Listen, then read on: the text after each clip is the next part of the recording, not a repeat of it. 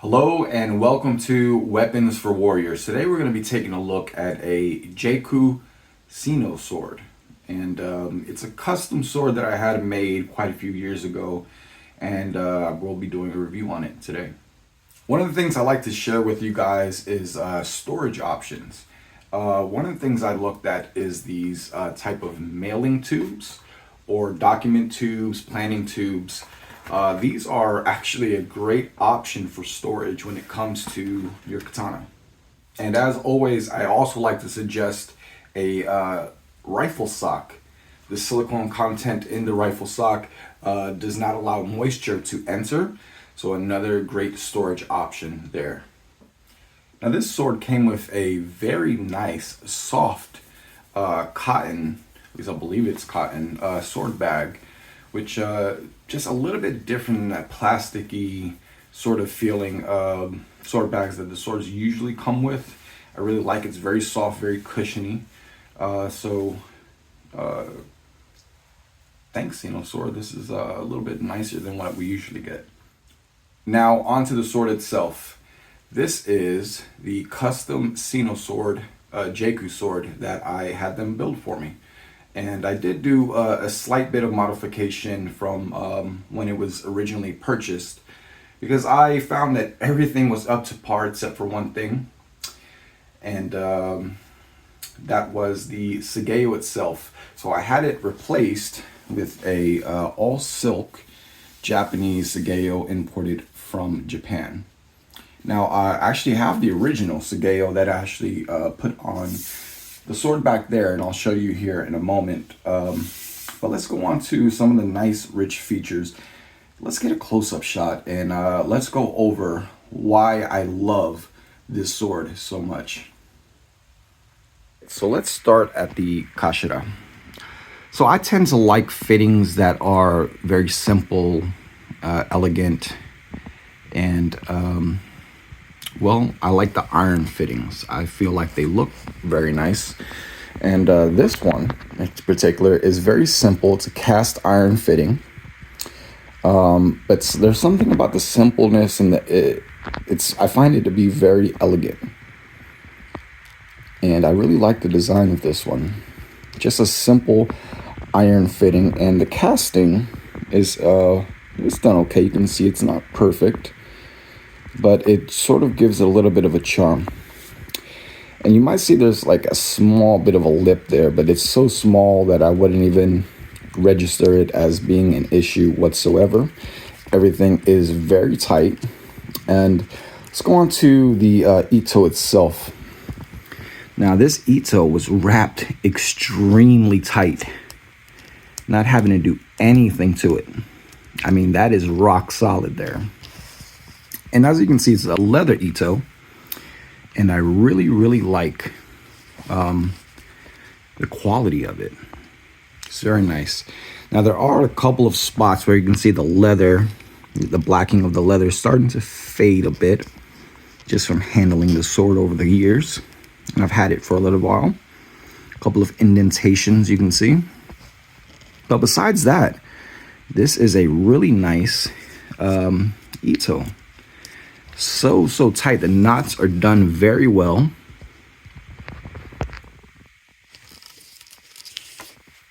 Very, very well done. Brilliant. Let's go down to the fuchi.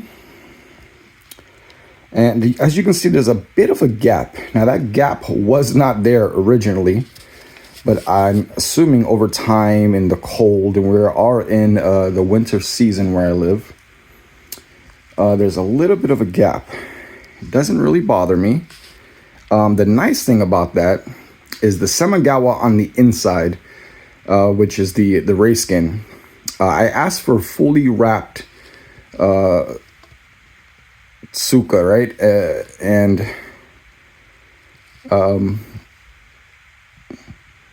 It appears to be wrapped all the way around if you look closely. Now, I'm not sure if I'm going to be able to get, let's see here if I can get a little bit better lighting for you. Okay, so now with a little bit of extra light, you might be able to see on the inside that Semagawa is wrapped all the way around, which is nice. That's exactly what I wanted, a full wrap. So let's take a look at the Tsuba itself. Tsuba is an iron fitting. It's not really exceptionally cast, but it is not bad. You really can't see much of the seams, a little bit right there. Very simple and elegant, and it's kind of what I wanted. And I really like the look of this one. We have, moving down to the koiguchi, and it is buffalo horn. And right beneath it, we have semegawa wrapped towards the tip. And yeah, that is just awesome. We have another horn fitting here.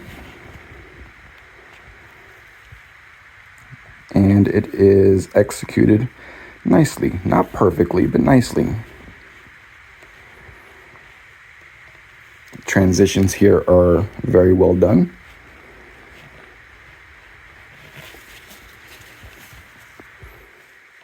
The sai itself has an ishime finish, and I think it looks beautiful, looks very elegant.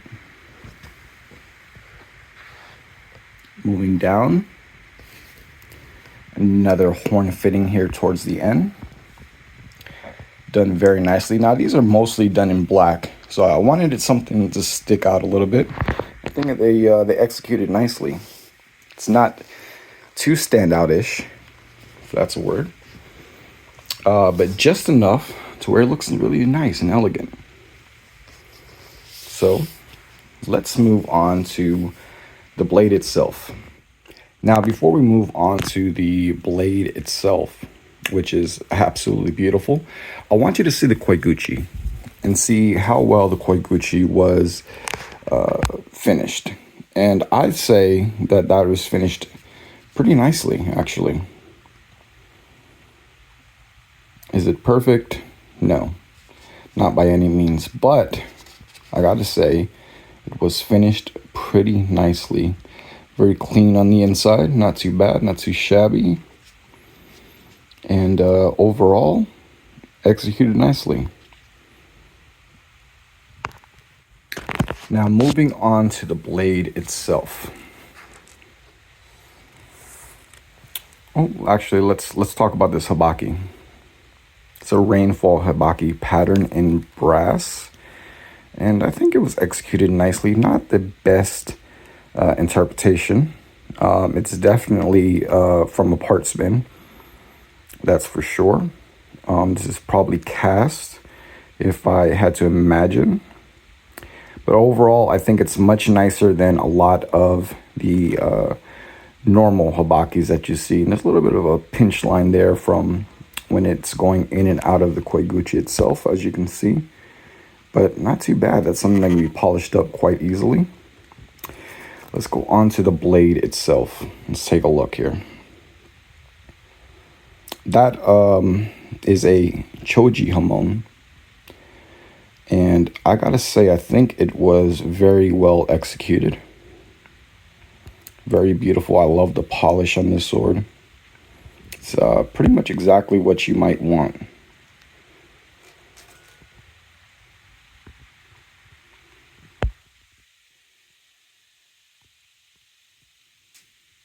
Now the yokote itself, they gave me somewhat of a geometric yokote. However, this is not their finest work. Actually, I'd say that's my fault. And I'm saying it's my fault because I did not check the option when doing the custom build for a geometric yokote. But still, overall, that is pretty nice work.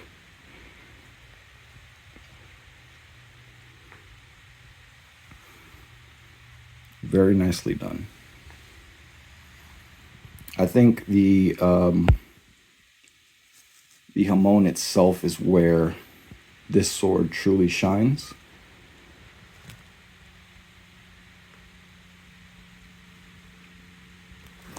Now this is a mono steel.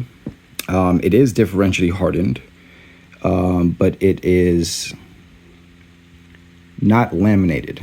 So it's of Maru construction, one solid piece, no lamination. And even so, you can still see the beautiful grain structure in the sword. You can see that razor sharp line there. Let's see if I can focus on it.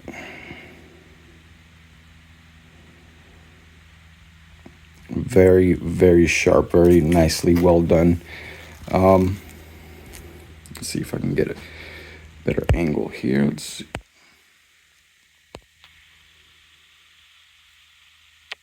I mean, that is pretty nice.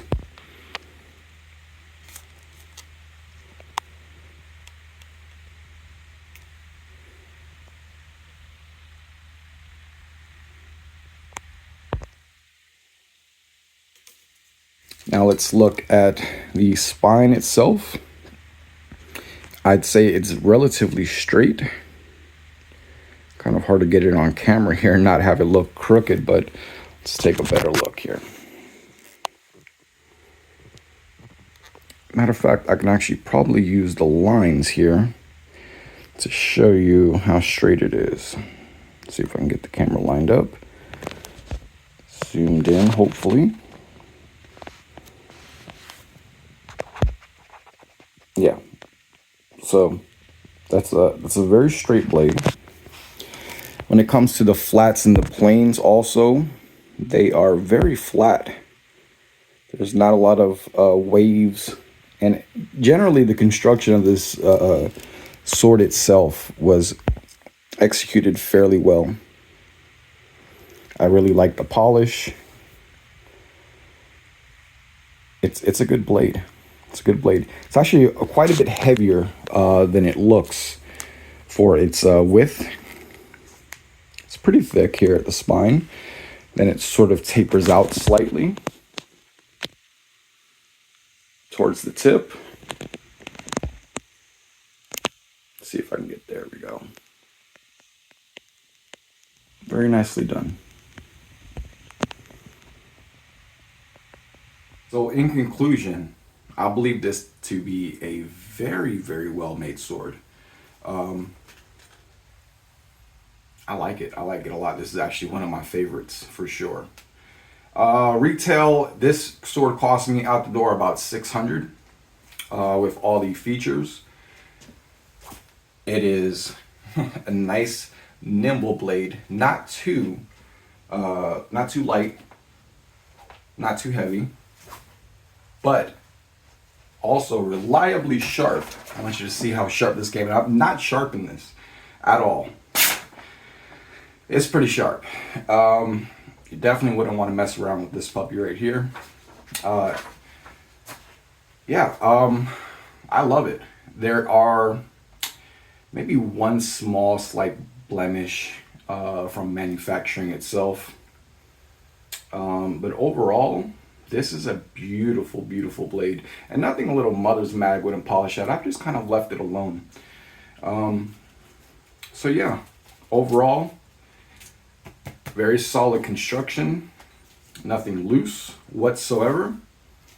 I'd say this is a great sword for the price that you pay.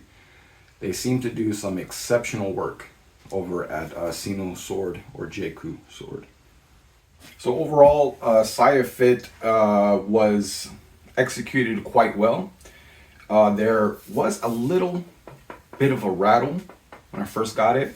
However, I fixed that by stuffing some cotton balls down in there, drenched in oil, and that seemed to get out most of the shake. I don't know if you can hear that, still the slightest a bit, so I might adjust that here in the future. But it doesn't come out of the Saya itself. Even with a little bit of shaking, it doesn't jump out. So it's fit quite nicely, actually. I really like the look of this sword. For the money, I mean, there's a lot of places you can go to get something, but I don't think you're going to be as feature rich. Like I said, the Sageo is the only thing that I've replaced on this sword. And as a matter of fact, let me show you the original, which I actually put on the sword that I practice with, which I'll be having a review coming up on that shortly. So this is the original sageo that it came with. And I just want you to take a look at it and see here that the sageo is not the best. A lot of fraying, and yeah, it just wasn't that great. Okay, but it is what it is. I actually paid, I want to say $80 for the new sageo, which is Japanese silk, but I think it was worth it. For such a nice sword, you want a nice sageo. And that concludes the review. Wait a second. Let's talk about the semegawa on the inside. It is lacquered black, but it is, I want to say, small to medium size nodules. Nothing to write home about. But if you're going to be lacquering it black, I would say the size of the nodules, since they're not going to show up, doesn't matter all that much anyway. Overall, I would give this sword an 8 out of 10, which is very, very high praise. And everything seems to be holding up very nicely. So that concludes the review. Thanks for watching. And don't forget to like, comment, share, and subscribe for more weapon-related content just like this. Plus a lot of sword reviews.